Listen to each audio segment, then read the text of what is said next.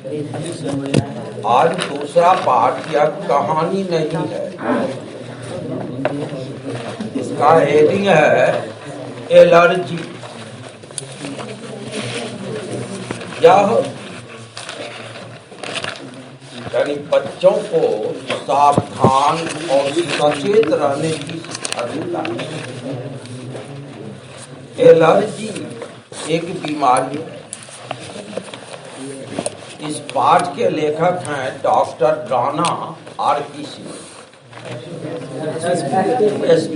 हाँ, ये खुद डॉक्टर हैं और इन्होंने ही एलर्जी नामक बीमारी को खोजा है। एलर्जी कोई बड़ी बीमारी नहीं है, लेकिन अगर इसके लिए सचेत और सावधान न हुआ तो फिर यह प्राणलेवा भी हो जाता है, जानलेवा भी हो जाता है। इस नई बीमारी की चर्चा मैं कर रहा हूं कि एलर्जन नामक कण से फैलता है। एलर्जन कण है, सूक्ष्म कण जो आंखों से देखा जा भी सकता है और नहीं भी देखा जा सकता है। कुछ हैं जो दिखाई पड़ जाते हैं और कुछ ऐसे हैं जो आंखों से ओझल रहते हैं। हम तुम उसके प्रति लापरवाह रहते हैं। यही लापरवाही हमें रोगग्रस्त कर देता है। तो एलर्जन दरअसल एक कण है जिससे एलर्जी नामक बीमारी होती है। अब तुम कहोगे सर एलर्जन क्या है? तो जानो, मुख्य रूप से यह 3 प्रकार का ही होता है। धूल, अंग्रेजी में इसको कहते हैं डस्ट। धूप, सन, सन माना सूर्य भी होता है, सन माना धूप भी होता है, और स्मोक, धुआं। तो धूल, धूप और धुआं, ये तीनों एलर्जन हैं। इसके अलावे और भी हैं एलर्जन, लेकिन मुख्य रूप से ये 3 हैं और ये 3 हमें प्रभावित करते हैं। अब देखो कैसे प्रभावित करता है कि अगर कभी धूल से तुम गुजरो, जैसे मान लो घर में झाड़ू लगा रहे हो तो अंदर धूल उठता है, भले तुम्हें दिखाई दे या ना दे। धूप में बैठो तो तुम्हें अजीब सा लगेगा कभी कभी, या फिर धुआं, जैसे अभी जाड़ा का समय है, घोड़ा तापते हो, या फिर जहां लकड़ी जल रही है, चूल्हा जल रहा है, वहां बैठे हो, तो बैठे बैठे तुम्हें कभी घुटन का अनुभव होगा। झाड़ू देते समय भी तुम कभी कभी परेशान हो जाओगे, अकारण तुम्हें पता नहीं है। झाड़ू देते देते तुमको लगेगा परेशानी सा, तुम्हें नाक से पानी चल सकता है, आंख से आंसू आ सकता है, शरीर में खुजलाहट आ सकती है। अगर ये झाड़ू लगाते समय अगर तुम्हें ऐसा अनुभव हो तो समझो कि धूल से तुम्हें एलर्जी है। ये पहचाने उसकी। आंधी तूफान आती है, धूल उड़ता है और तुम मान लो उस बीच में पड़ गए, या कभी पछिया हवा चलती है तो रोड वगैरह का धूल उड़ने लगता है, तुम उस होकर गुजर रहे हो, उस समय तुम्हें नहीं बुझाएगा। अगर कुछ देर के बाद तुम्हें सर्दी हो रही हो, खांसी हो रही हो, नाक से पानी चल रहा हो, आंख से आंसू चल रहा हो, या फिर पूरे शरीर में खुजलाहट हो रही हो, तो जानो कि तुम्हें एलर्जी हुई। और इस एलर्जी का कारण क्या हुआ? धूल, डस्ट। ये सबको प्रभावित नहीं करता। ऐसा नहीं कि जो हो सबको ऐसा हो जाएगा, नहीं। इसमें से 10 बच्चे ऐसे हो सकते हो जिसको धूल से एलर्जी हो, सबको नहीं होता। धूप से भी एलर्जी होती है।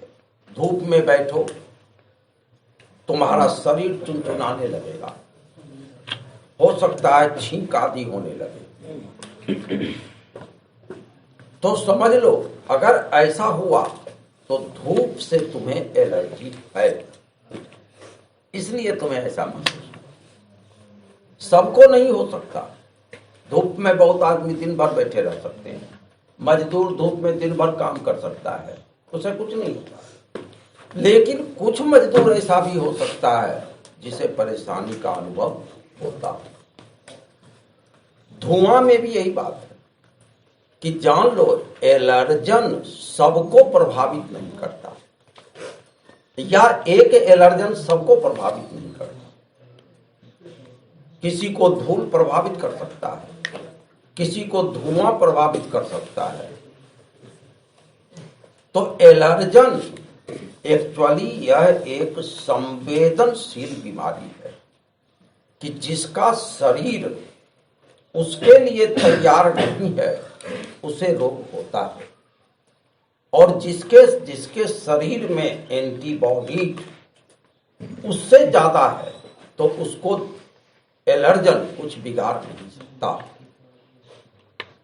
तो एलर्जन से फैलने वाली बीमारी का ही नाम क्या हुआ? एलर्जी। एलर्जी के और भी लक्षण हैं, जैसे शरीर पर चत्ता चत्ता होना, जिसे हम लोग घरेलू भाषा में कहते हैं पित्ती। पित्ती उछल गया कि तुम्हें खुजलाहट लगेगा, जहां नोचोगे वही तुम्हें चकत्ता सा बन जाएगा। कुछ देर के बाद बहुत परेशानी पड़ जाती है, वह भी एलर्जी ही है। पोलन मंथ में, पोलन मंथ सुन लो, अंग्रेजी जान के बोल रहे हैं ताकि तुमको याद रहे।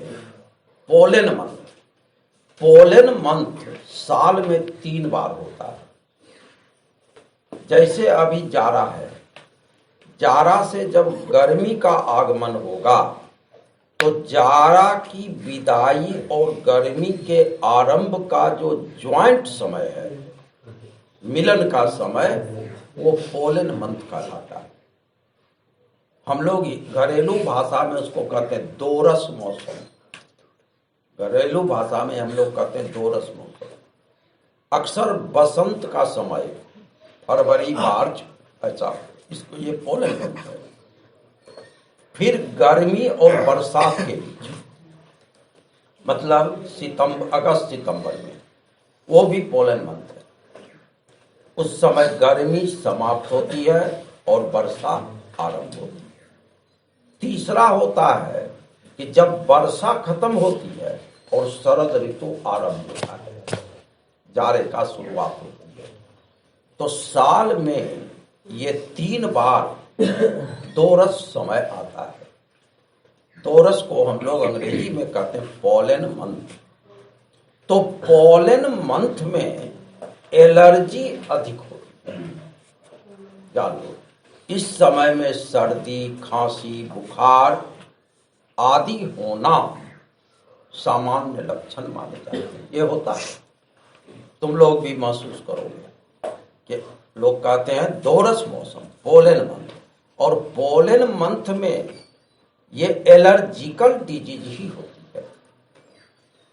तुम डॉक्टर से दिखाने जाते हो तो डॉक्टर तुम्हें एलर्जी काटने की दवा दे देता है। उसके अनेक दवा आजकल बाजार में उपलब्ध हैं, सिट्रीज हैं, और भी कई तरह के दवाई हैं, एविड है, वो तुम्हें खिला देगा, तुम्हारी एलर्जी उस समय दूर हो जाएगी। लेकिन कुछ एलर्जिकल डिजीज ऐसे हैं, ये सामान्य है, सर्दी, खांसी, बुखार होना, ये सामान्य एलर्जिकल डिजीज हैं जो इलाज के बाद ठीक हो जाता है। लेकिन कुछ एलर्जिकल डिजीज ऐसे हैं जो जानलेवा हो जाते हैं। इसमें नाम आता है अस्थमा, दम फूलना। दम फूलने की बीमारी को अस्थमा कहा जाता है। अस्थमा भी एलर्जिकल डिजीज है। धूल के कण हो तो वो नाक से अगर अंदर चला गया श्वास में, या फिर धुआं नाक के अंदर तुम्हारे फेफड़े में चला गया, तो वह फेफड़ा को संक्रमित करता है, जिससे श्वास लेने में लोगों को कठिनाई होने लगती है। इस रोग को ही हम लोग अस्थमा कहते हैं। अंग्रेजी है अस्थमा, और हिंदी में लोग दम फूलना या दम फुल्ली ऐसा लोग कहते हैं। तो दम फूलना भी, यह भी एलर्जिकल डिजीज है, एलर्जी से ही। इसके लिए भी डॉक्टर दवा ही देता है। तो दवाई देने पर अस्थमा कम जाता है, लेकिन वो छूटता नहीं है। जान लो, दम, इसमें यही खतरनाक रोग है दम फूलना, कि एलर्जी से होने वाले अस्थमा जल्द ठीक होता नहीं, कम जाएगा, फिर पोलन मंथ आएगा, वो बढ़ जाएगा। मतलब वो पिंड नहीं छोड़ता, कारण कि वो नोचनी खुजली की तरह नहीं है, चमड़े के ऊपर का डिजीज नहीं है, वो इंटरनल डिजीज है, अंदर का रोग है। फेफड़ा जो कि महत्वपूर्ण अंग है, वह संक्रमित हो जाए तो उससे बच पाना बड़ी मुश्किल है। तो डॉक्टर सलाह देता है कि ये अपना अनुभव करने की बात है कि अगर तुम सचेत हो, सावधान हो, और तुम्हें अनुमान हो जाए कि धूल, धूप, धुआं, इन तीनों में से तुम्हें किससे परेशानी होती है, यह अंदाजने की चीज है। अगर तुम अंदाज गए कि हमें धूप से परेशानी होती है, या हमें धूल से बेचैनी होने लगती है, या फिर धुआं से बेचैनी होने लगती है, अगर तुम इससे बचने की चेष्टा करो तो तुम्हें एलर्जिकल डिजीज नहीं होगा। खुद बचाव है इसका। अक्सर देखोगे तुम, जैसे भूरा आदमी ताप रहा है, भूरा ताप रहा है, मजे से बैठा है, लेकिन तुम देखोगे कि कुछ देर के बाद वो इतना बेचैन हो जाता है कि वहां से उठकर चल देगा, हट जाएगा। वो कारण समझ नहीं पाता, उसको घुटन सा लगता है, वहां से उठकर चला जाएगा। ठंडा में शुद्ध जगह जाकर के सांस खींचा, हवा लिया, उसका मन ठीक हो गया। छोटी सी घटना है, आमतौर पर ऐसा हो जाता है, लेकिन उसे ये समझ नहीं है कि धुआं से उसको एलर्जी हुई, बेचैनी हुई, वो वहां से हट गया, वो ठीक हो गया। धूल वाला, ये खास करके औरत लोगों को, लड़कियों को ये रोग होता है कि घर में अक्सर वही झाड़ू लगाती है, तो झाड़ू के समय धूल उड़ा, सांस खींच रही है, एलर्जन उसके नाक के द्वारा फेफड़ा में गया, अब वो बेचैन होने लगेगी, झाड़ू छोड़कर बाहर निकल जाएगी। तो ताजी हवा में आ गई, धूल कण नहीं है, तो उसको आराम महसूस होगा। फिर थोड़ी देर के बाद वो जाएगी। तो हालांकि ये देखो नॉर्मल प्रक्रिया है, लेकिन उसको समझना चाहिए कि झाड़ू देने पर बेचैनी हुई क्यों, आग के पास बैठने पर बेचैनी हुई क्यों। अगर इस पर आदमी विचार कर ले तो खुद ब खुद इलाज इससे बच सकता है। अब मान लो झाड़ू देना है, तो नाक में कपड़े बांध कर झाड़ू दो, कोई कपड़ा या गमछा है तो उसको मुंह में लपेट लो, झाड़ू तुम दे दो, एलर्जी नहीं होगी, क्योंकि एलर्जन अंदर जा ही नहीं सका। तो इस प्रकार एलर्जी एक नई बीमारी है, हाल में ही इसकी खोज हुई है। पहले तो इससे लोग मर ही जाते थे, अनजान रोग था। खास करके मैं बताया अस्थमा, लोगों को अस्थमा होती, तो लोग पूछते थे अरे दम फूलने लगा, बीमारी है। और यही दम जब शरीर कमजोर पड़ता है तो दम फूलना उसका जान ही ले लेता है, श्वास लेने में तकलीफ होती है, वो मर जाता है। लेकिन अगर व्यक्ति इससे सावधान रहे तो एलर्जिकल बीमारी नहीं हो सकती। कुछ एलर्जेंस ऐसे भी हैं जो भोजन और पानी के द्वारा भी शरीर के अंदर चला जाता है। इससे पेट की बीमारियां होती है, डायरिया तक हो जाता है, पेट खराब होना, लूज मोशन, पतला पैखाना होना, यह भी एक तरह का एलर्जिकल डिजीज है। भोजन से भी हो जाता है। बहुत देर तक भोजन अगर रखा हुआ है, ढका नहीं है, या बहुत ठंडा है और तुम उसे खा लिया, अगर उस पर एलर्जन बैठा है तो संभव है तुम्हारा पेट खराब होगा। इसलिए डॉक्टर रोड के किनारे के दुकान की जलेबी, लड्डू, मिठाई आदि खाने से परहेज करता है, मना करता है।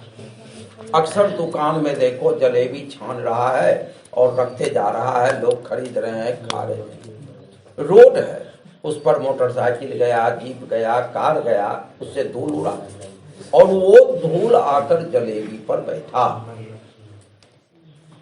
रसदार जलेबी है, चिपचिपा है, उस पर उसके कण बैठ गए। अब तुम खा रहे हो, आक्रांत हो गए, पीड़ित हो सकते हो। बस जिसका एंटीबॉडीज मजबूत है तो अगर वो खा लिया तो उसको कुछ भी नहीं होगा, और जिसका शरीर संवेदनशील है तो उसे वो प्रभावित कर देगा। उसको पेट दर्द होना है, पैखाना होना है, पेट में दर्द शुरू हो जाएगा। तो एलर्जन ही इसके कारण है। एलर्जन हर हाल में आंख के द्वारा भी प्रवेश करता है, लेकिन आंख से जो एलर्जन होता है वो आंखों की ही बीमारी लाएगा, अंदर वो नहीं जा पाता। हाँ, अगर आंख में प्रवेश किया तो आंखें लाल हो जाएगी, आंख में खुजलाहट होगी, आंख फुला हुआ सा तुम्हें लगेगा।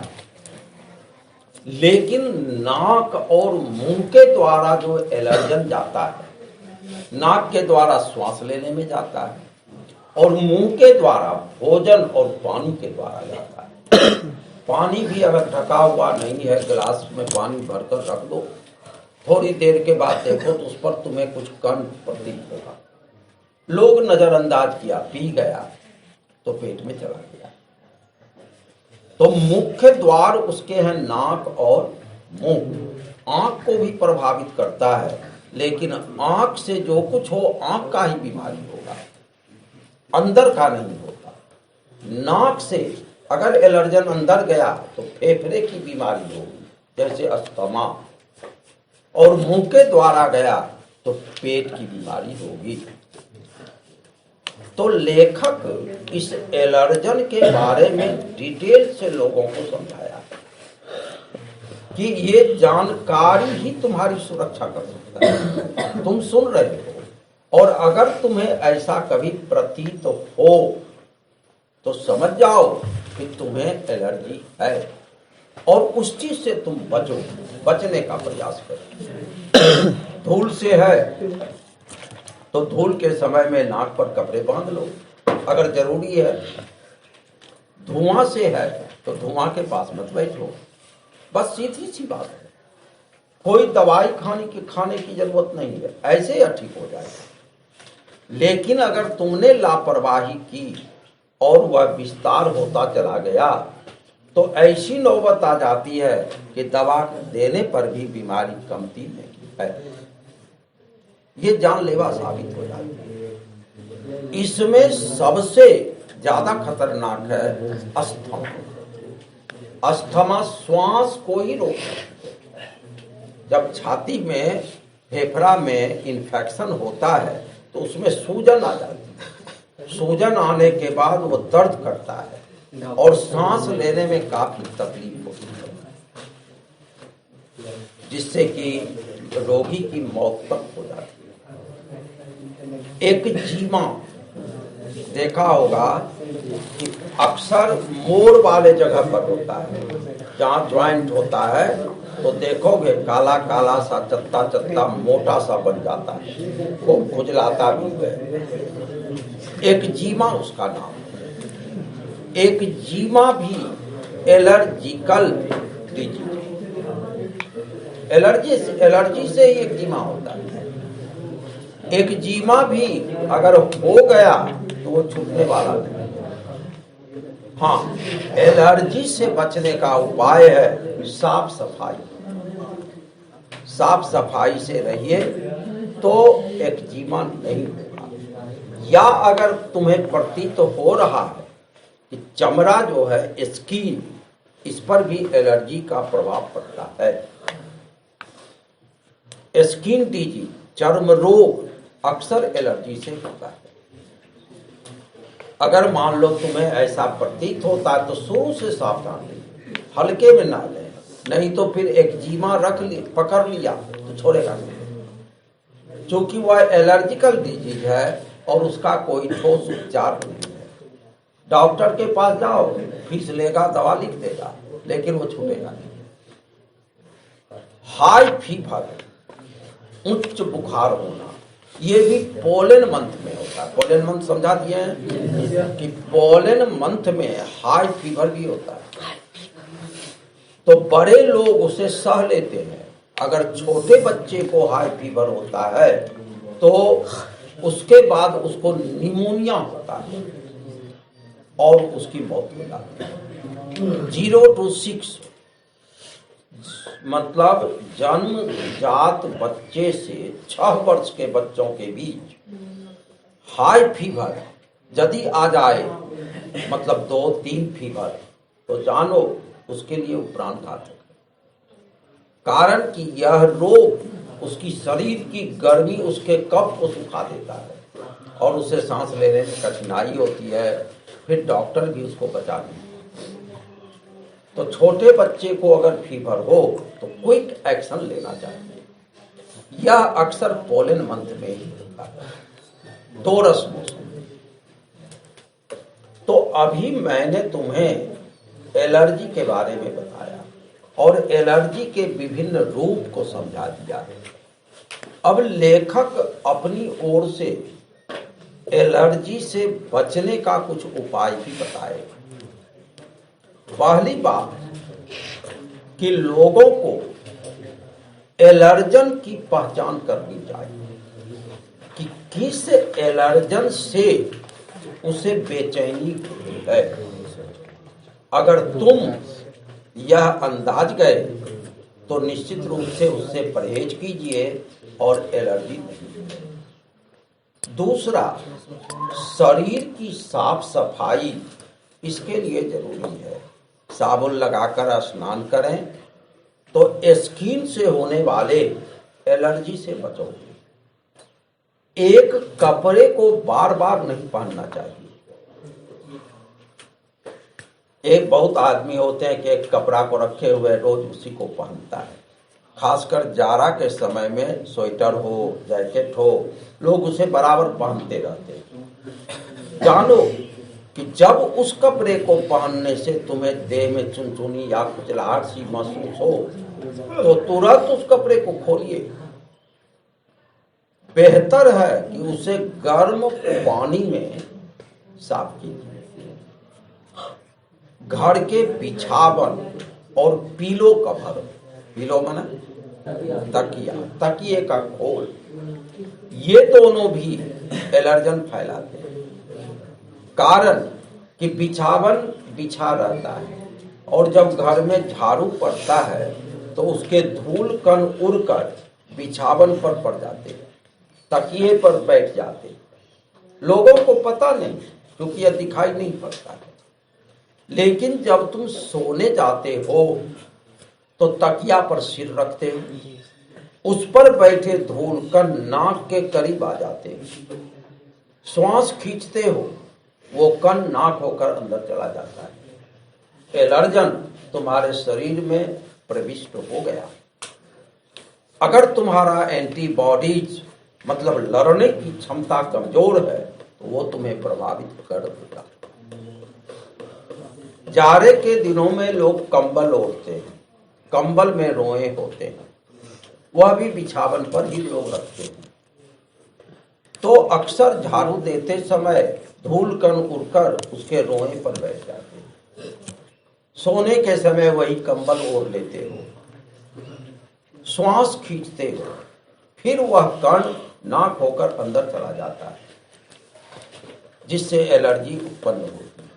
कभी कभी देखोगे तुम कि आदमी सोया हुआ है कंबल ओढ़कर, रोज सोता है, और किसी दिन कंबल ओढ़े हुए में ही उसका दम घुटने लगता है, तो देखोगे वो क्या करेगा, फट से मुंह बाहर कर लेगा। यानी मुंह गोद कर सोया है, पूरा ढक के सोया है, और 5-10 मिनट के बाद देखोगे कि वो मुंह बाहर कर लेगा और बाहर में सांस लेना पसंद करेगा। तो कहो ऐसा क्यों? तो जानिए कि उस कंबल में एलर्जन थे और वो नाक के द्वारा उसके अंदर चला गया। वो अपना इन्फेक्शन फैलाने के लिए बेचैनी क्रिएट किया और वह व्यक्ति बचने के लिए कंबल, बड़ी नॉर्मल सी क्रिया है। अक्सर हम तुम सब करते हैं, लेकिन कभी सचेत नहीं होते, जानते नहीं। तो लेखक यही बताना चाहते हैं कि एलर्जी ये कोई बहुत बड़ी बीमारी नहीं है। अगर हम तुम सावधान रहें तो इस रोग से बच सकते हैं। अगर लापरवाही करेंगे तो यह परेशान कर सकता है। खास करके जो आउटर एलर्जन है, जो शरीर के बाहरी अंग को प्रभावित करते हैं, जैसे चमड़ा, स्किन डिजीज वाले, जानलेवा नहीं होते। हाँ, वो बेचैन करेगा, खुजलाहट होगा, परेशानी होगी, लेकिन उससे जान नहीं जाएगी। लेकिन इंटरनल एलर्जन जान के गाहक बन जाते हैं। जैसे हमने बताया अस्थमा, वो बहुत खतरनाक है और यह भी एलर्जी से ही होता है। तो अगर हम लोग सावधान रहें, साफ सुथरे रहें, प्रतिदिन स्नान करें, कपड़े को गर्म पानी में साफ करें, तकिया के खोल, बिछावन का चादर को गर्म पानी में साफ करें, धूप में सुखाएं, अपने घर को साफ सुथरा रखें, अपने आसपास के चीजों को साफ सुथरा रखें, तो हम एलर्जी से बच सकते हैं। तो यही बात लिखिए।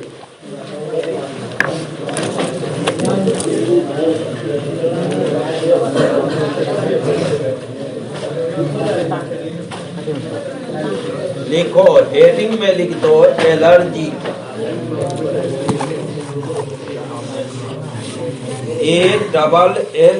ALLERGY, allergy. लिख लिया सब? चलो अब लिखो question.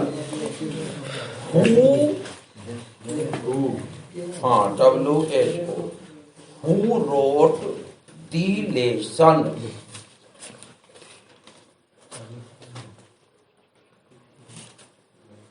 Who wrote the lesson? Inverted coma में लिखो allergy.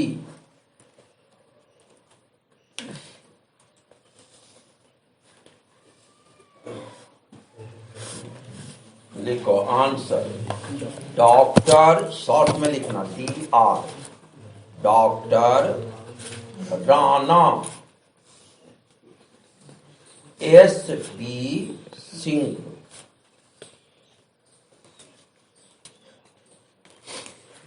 Question, when was Dr. Rana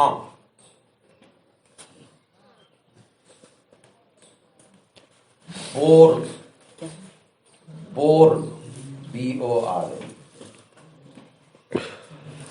answer, 23 जनवरी 1976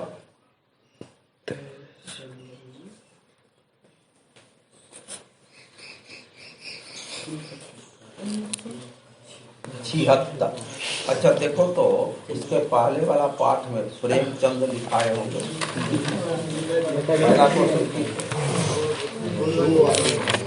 हाँ काम क्या लिखा है? अच्छा सुनो, उसमें हम जन्म मरण छोड़ दिए, लिख लेते हैं। प्रेमचंद के बगल में ब्रैकेट में लिखे, प्रेमचंद के बगल में 1880। और जरा सा डैश दे करके लिख लो 1936।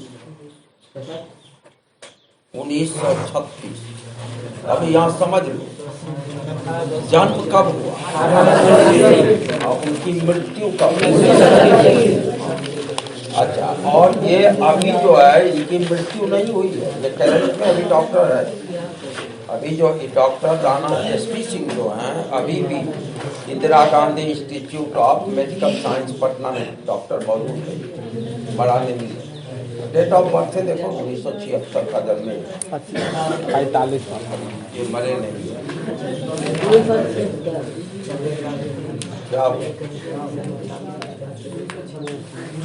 लड़की चलो लिखो, बताए ना, ये बहुत क्रिटिकल चीज है। ये लड़की भीड़ से भी होती है।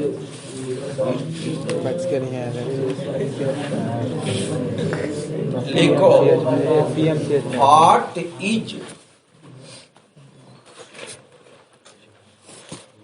What is allergy?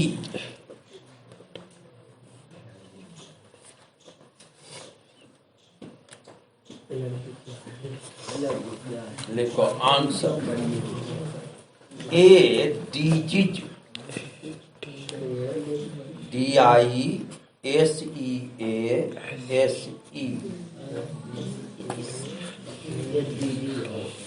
A disease. Question, What are allergens? ALLERGENS.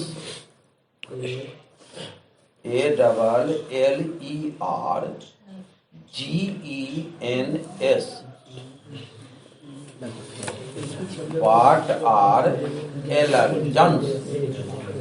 Answer में लिखो dust, DUST, comma sun, SUN, and smoke, SMOKE. Question,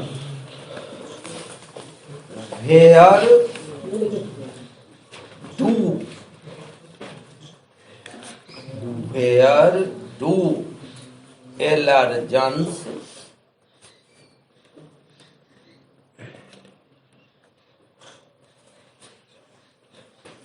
find, FIN, allergen कहाँ पाए जाते हैं? देखो answer, environment, ENVIRONMENT।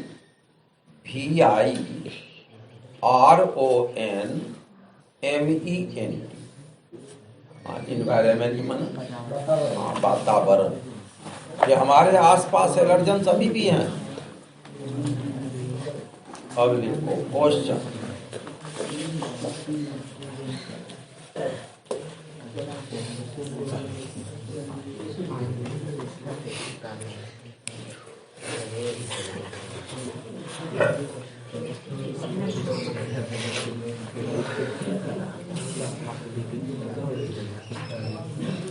how many, how many general, GENERAL general approaches, APPROACHES.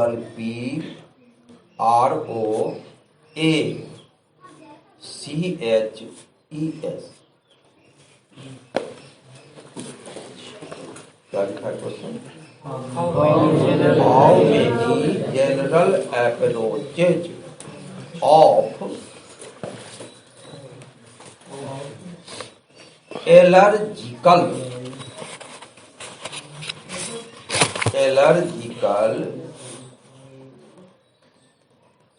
disease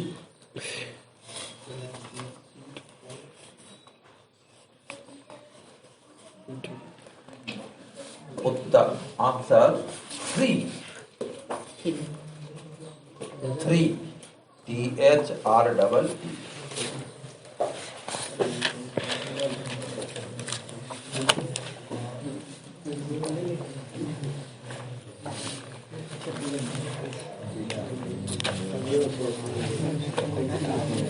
What is question?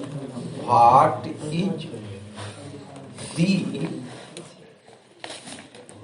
direct path, DIREC, direct path, PATH,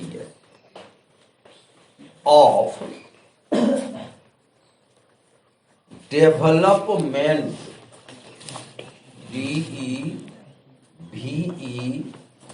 DEVELOPMENT, of allergy,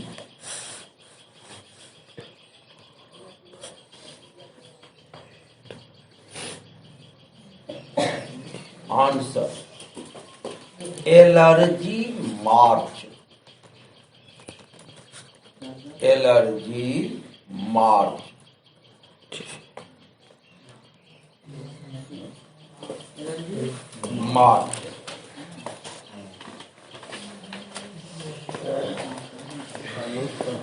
question.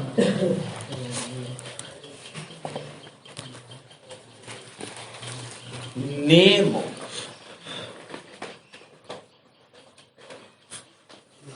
some diseases. Name some diseases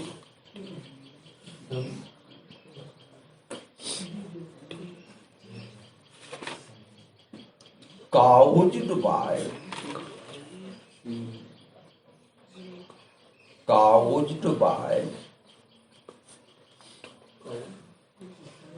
allergens.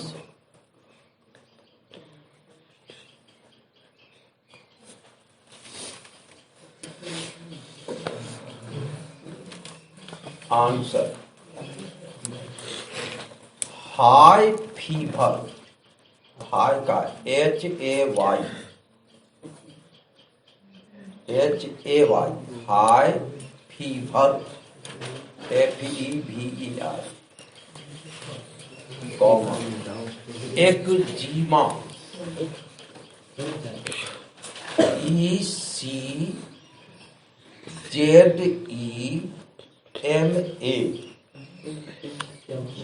ECZEMA, ECZEMA,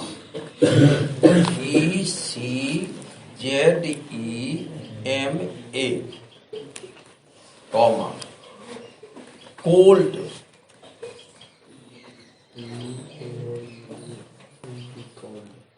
and asthma, ASTHMA,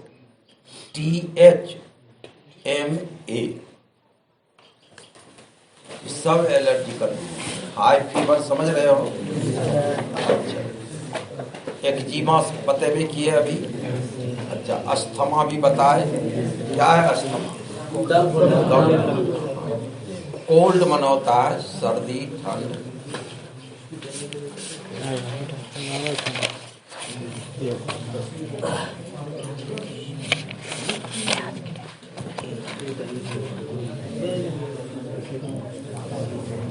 question वहाँ नहीं जाते। Question what is ये question answer लिखा है। What is allergy मार्च?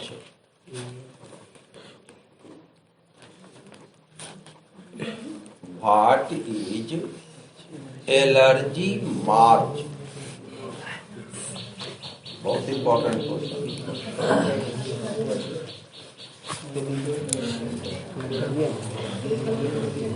देखो यहाँ answer the direct पथ,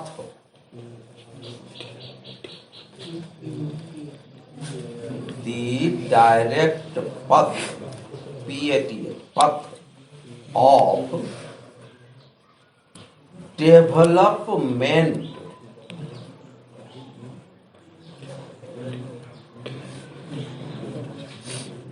of an allergy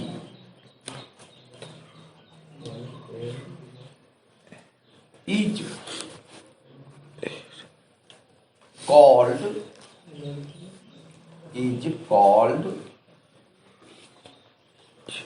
as the allergy march. Allergy March 2 number का question.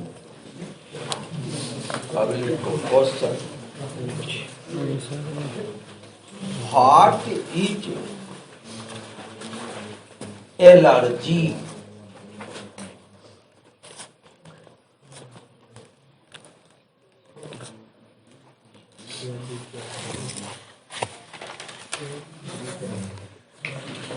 What is allergy? Allergy क्या है? बहुत इंपॉर्टेंट है सब 2 नंबर में। देखो allergy is a disease, allergy is a disease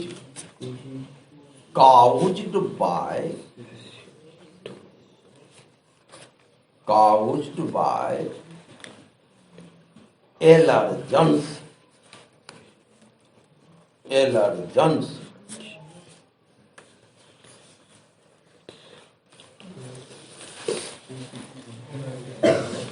it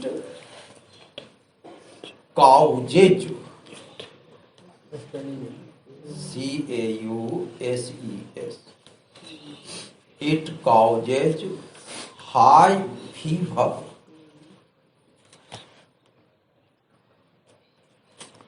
eczema, cold and asthma.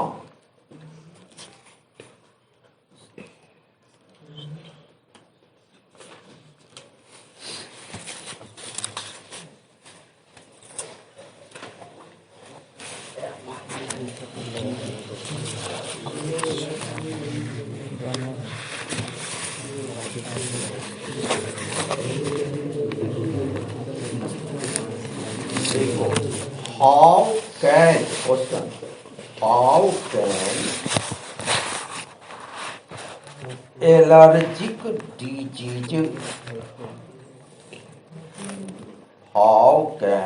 allergic disease be treated?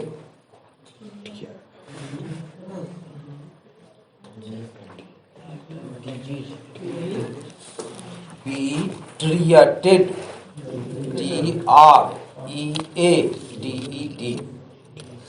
treated treated मतलब allergical बीमारी की इलाज कैसे हो सकती है?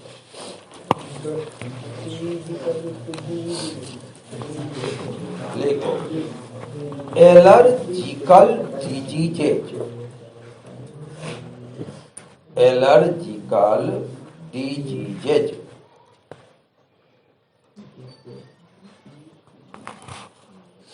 can be treated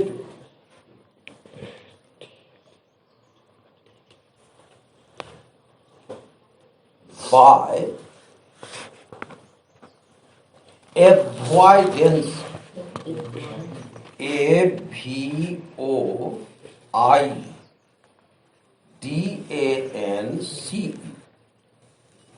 by avoidance of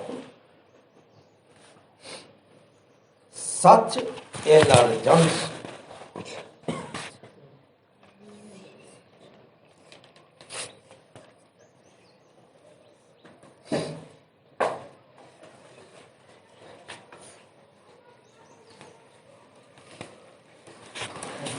avoid माना बहिष्कार करना, त्यागना, कि जिस एलर्जन से तुम्हें एलर्जी होती है अगर उसका तुम बहिष्कार करो, अवॉइड करो, उसको बचो, तो यह रोग। अब लिखो question,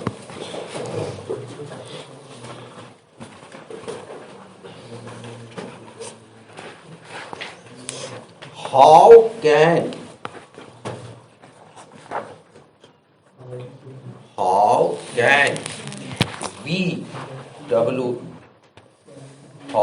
can we escape, how can we escape, ESCAPE, escape माना था बचना, from allergical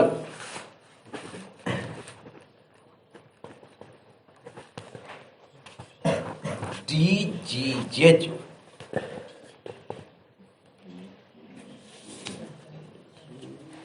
allergical diseases,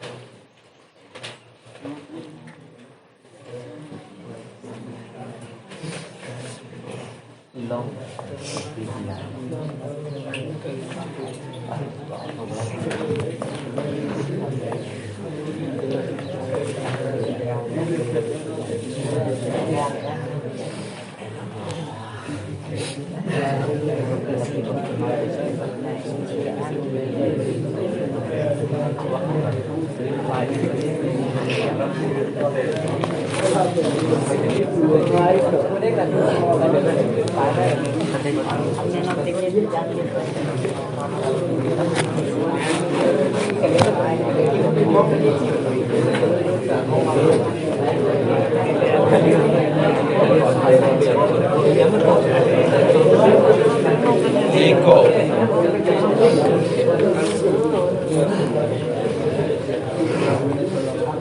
we should answer, we should avoid, AVIOD, we should avoid such allergens, such allergens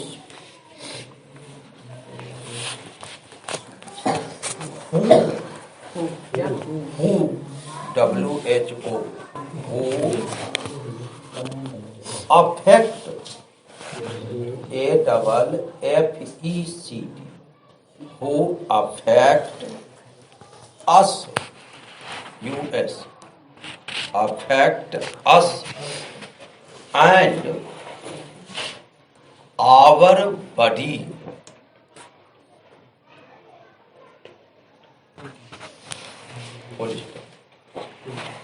we should leave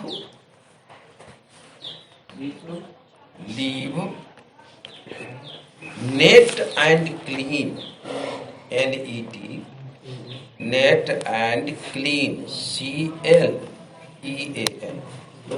we should leave net and clean, full stop.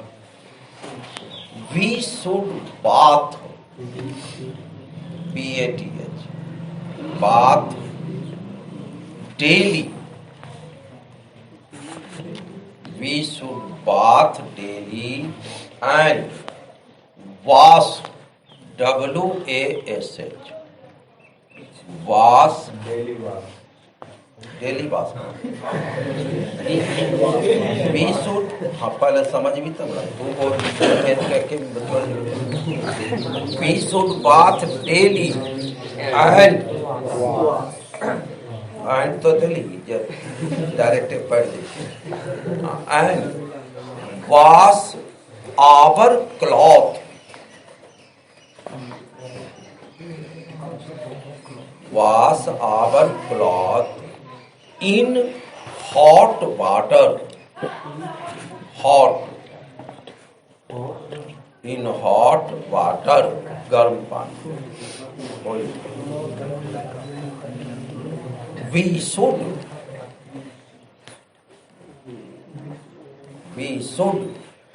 clean. C-L-E-A-N. We should clean our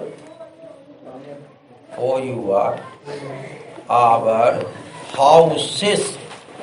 हंसो नहीं, पूछते हो तो निकालिए देंगे, तुरंत बता दो। नहीं जानोगे तो पूछ भी नहीं करोगे और हम बताएंगे। अब पूछने के बाद दूसरे का मुंह देकर हंसना में इट मीन्स तुमने मुझसे मजाक किया।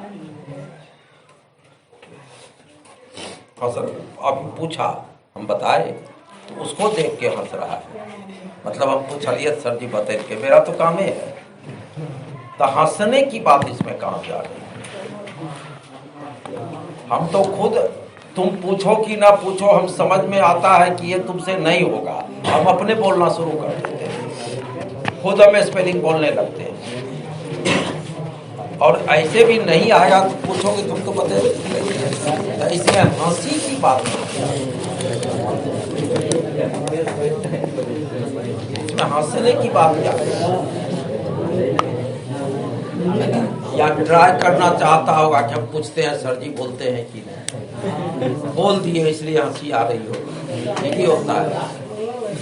हाँ, नहीं तो और टीचर क्या करेगा? डांटेगा, मारेगा और इतना बेइज्जत तुमको कर देगा कि तुम डर से पूछवे नहीं करोगे।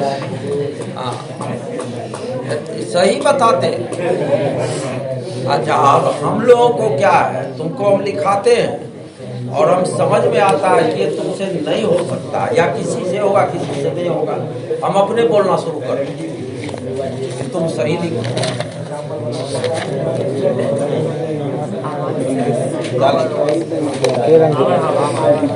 Our house and our houses and surroundings, SO हम जाने छिए, SOUNDINGS।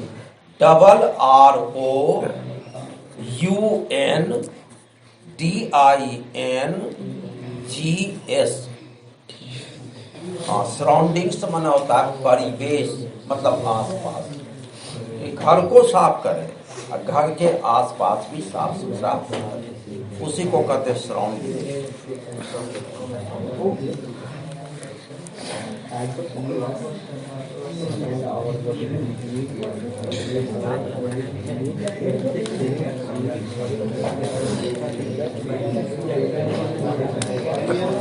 What types?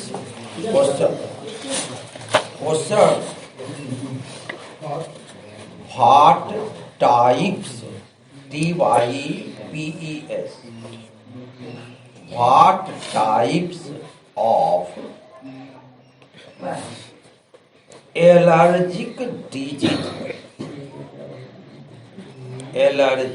disease found in children? CHILDREN